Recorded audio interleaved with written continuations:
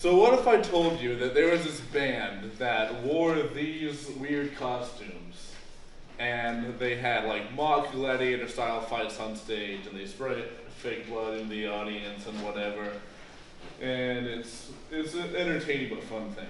You could probably believe that a band exists like that. Anything's possible.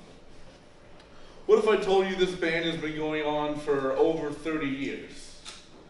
A bit harder to believe, but still anything is possible. And what if I told you this band was a very successful band that has 2 Grammy nominations and has toured all over the world? Now that's just crazy talk, but it's true. This band is a band called GWAR. They are my favorite band because, to me, GWAR is one of the most important, creative, hardworking, do-it-yourself bands in the industry. I've been following GWAR since I was about 10 or 11 years old. I've seen them live several times, even met some of the members in person. And the reason I wanted to present on GWAR today is because it's bands like GWAR that show that you don't really need, all the money in the world or major label support to follow your passion. All you need is your passion and an insane work ethic. So today I'm going to take you through the band's original formation, how they formed, their first initial rise to popularity, the incident that got them skyrocketed up in popularity, and where they are today. So, GWAR started as a product of Richmond Commonwealth University's art program. A bunch of art students were living in a dairy building at the time it was being renovated. You can rent out space to live in for a quarter. This guy, he was a filmmaker and artist named Hunter Jackson. He was looking for a band at the time to soundtrack a film he was working on. Right next door, he found a comedic punk musician named Dave Brockie. The two collaborated and eventually decided on scrapping the movie project and instead turning it into a live band with the costumes that Hunter was using for his movie. And so they met up with several other artists and formed their own art collective at Richmond Commonwealth University. And the band was comprised of musicians, filmmakers, artists, all the whatnot. And they put on these crazy shows with these costumes, and it was something people had never seen before, and they went crazy.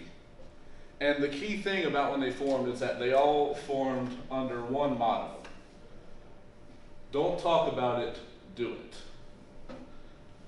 That's part of their insane work ethic. So GWAR's initial rise to popularity came with their release of their second album, Scumdogs of the Universe. Rolls right off the tongue. It was released on January 8th of 1990, and the record is one of their best-selling. People had never seen anything like this before. And it was through this album cycle tour that they got to do their first major tour of the US and their first tour of Europe as well. And word of mouth was spreading like there was this new crazy band. They wore these costumes on stage. They had all these fights and stuff, and they spray fake blood into the audience. And one phenomenon that was caught on quick was that people would wear white shirts to GWAR shows to see what kind of colors would splatter on and stuff. Sort of like this shirt I have in front of you from the last GWAR show I went to. It's a crazy thing. But yeah, word of mouth and popularity and the success of their second album got GWAR their initial rise. And although they were popular, there was also a bunch of parental groups and stuff that thought this was the most obscene thing they'd ever seen. But, the positive and negative attention GWAR got didn't matter to them. They were getting attention and they were getting out there. So they were starting to rise to popularity, but it wasn't until one incident that they would reach their mainstream breakthrough success. So, during the tour, one night here in Charlotte at this old venue that used to be there called the 4808 Club, GWAR was playing a show that night, typical business as usual. What they didn't know was that there were 2 undercover cops in the audience. And the cops took a bit of issue with the show. And after the show was done, they went backstage. They decided the show was too obscene and therefore pressed obscenity charges against the venue owner and lead singer Dave Brockie. Both were arrested, And Dave was, they were arrested that night. And Dave, because Dave was actually from Canada, he never got U.S. citizenship. He was actually threatened with deportation with this. And so, you know, they bailed Dave out. And GWAR was actually banned from performing in North Carolina for a couple of years after this. And after this incident, GWAR's popularity exploded. They had regular airplay on MTV. They got to go on talk shows like Joan Rivers and Jerry Springer. They were as popular as they could ever be. And the main reason was, you know, their arrest that night kind of sparked the debate of censorship and art and what can and can't be classified as art, and is it wrong to arrest artists for performing on stage, excuse me. So yeah, GWAR's initial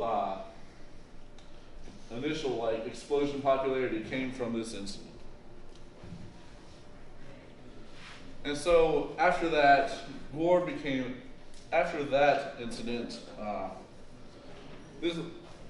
we're going to go over where GWAR is today. GWAR's mainstream success has kind of died down a bit, but they still have a large, dedicated cult following of an audience. And they still make appearances in the mainstream media from time to time, whether it be Dave's appearances on Fox News as the interplanetary correspondent, or their appearances on Jimmy Fallon. They even had their own music festival they had called GWARbecue for a while. They even have their own restaurant in their hometown of Richmond called the GWAR Bar. Very good place, by the way. I would recommend going there. And they've been on major festivals like Warped Tour, Whack-In, Download, and all that. Sadly, GWAR's story doesn't come without casualties, as 2 members have unfortunately passed on. Their lead guitarist, Corey Smoot, passed away November 3rd, 2011, and frontman Dave Brocky eventually passed away in March 23rd, 2014. But GWAR is still going on today. They're still touring, they're still making music, and their legacy has impacted the world greatly. Even in Richmond's Hollywood Cemetery, they're finally going to get a statue of Dave in there. And so in conclusion, GWAR was a product of a hard work ethic and wanting to do something different from their college scene. They got an initial rise to fame from the success of their second album. They exploded in popularity because of the incident that happened in Charlotte. And they still have a dedicated audience around the world. In conclusion, I think GWAR is one of the hardest working bands out there because when they started, they had next to no money. And they didn't always have the respect of their peers. And even when they got famous, there was a lot of negative attention, even the arrests that happened. And through all the hardships and casualties the band has faced, they still got famous because they did what they wanted to do. They didn't back down to anybody. They just pursued their dream as much as they wanted to. And that's why I think they're one of the most important, hardworking bands of all time.